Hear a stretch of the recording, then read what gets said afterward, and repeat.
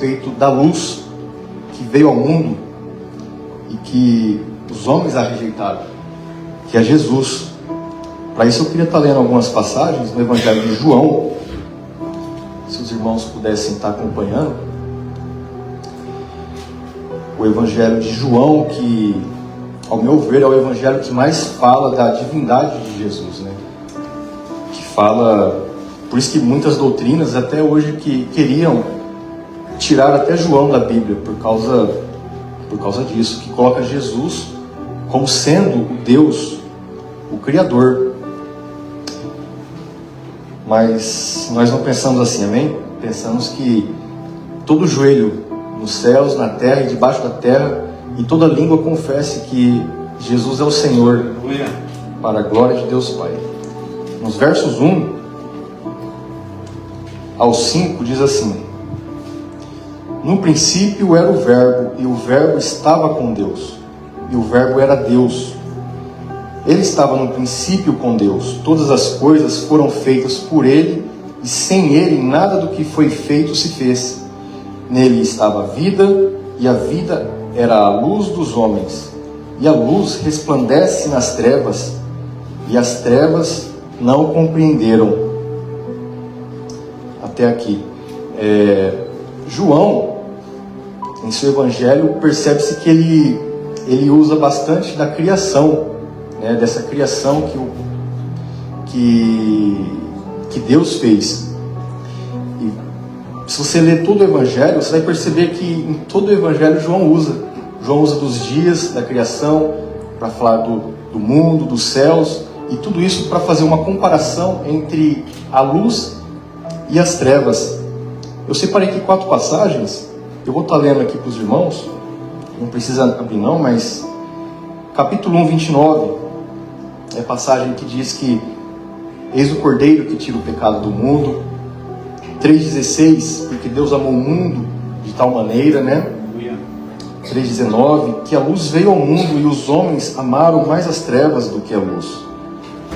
E 8,12, que diz que eu sou a luz do mundo, quem me segue não andará nas trevas, pelo contrário, terá a luz da vida. E nesses 5 versos que acabamos de ler também, né, que mostra claramente que João nos levando para Gênesis, naqueles dias, e que claramente, assim, eu vejo uma mensagem de Deus em cada dia da criação, Deus colocando uma mensagem ali, Deus mostrando desde o princípio que a luz estava ali, que Jesus estava criando, já estava sendo mostrado através daqueles dias. Para isso eu queria abrir com os irmãos, voltar lá em Gênesis então, no capítulo 1.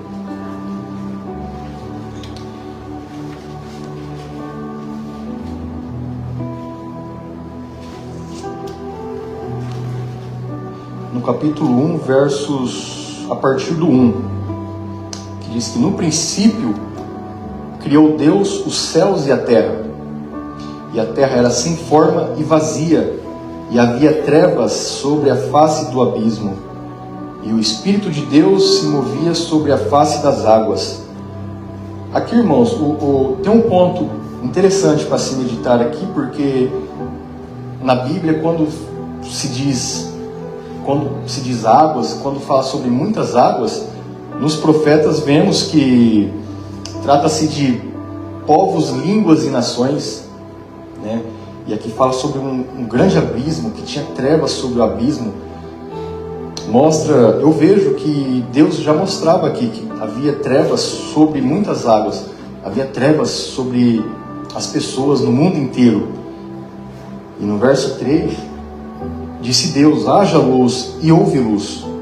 E viu Deus que era boa luz. E fez Deus separação entre luz e as trevas. Então, aqui tem outro ponto para se meditar, porque eu ficava pensando antes, mas como que luz era essa, né? Porque o sol, vemos que só no verso 16, Deus faz o sol, a lua e as estrelas. Então, Deus poderia muito bem colocar esse primeiro dia criando o sol, porque essa luz viria do sol, mas só que Deus mostrava algo muito mais aqui. Deus já mostrava Jesus, a vinda dele nesse mundo, sendo a luz que dissipa as trevas. Agora, também tem um motivo, penso eu, por que Deus fez justamente o sol, a lua e as estrelas no quarto dia. Porque Pedro diz que, meditando nos Salmos, Pedro fala que não ignoremos, irmãos, que um dia para Deus é como 1000 anos, e 1000 anos como um dia. Então, o sol veio no quarto dia apenas. A partir de Adão, vemos também que 4000 anos depois, Jesus vem ao mundo. Ou seja, 4 dias depois da criação, esse sol, que é o sol da justiça, como falam os profetas, ele vem, ele aparece, sendo o sol o próprio Jesus. Nesse mesmo Pedro, nesse mesmo epístola de Pedro, ele fala que ele chama os profetas, as palavras do profeta de luz, era a sombra das coisas que haveriam de vir. E nos profetas, eles falam a respeito de Jesus, apenas Jesus.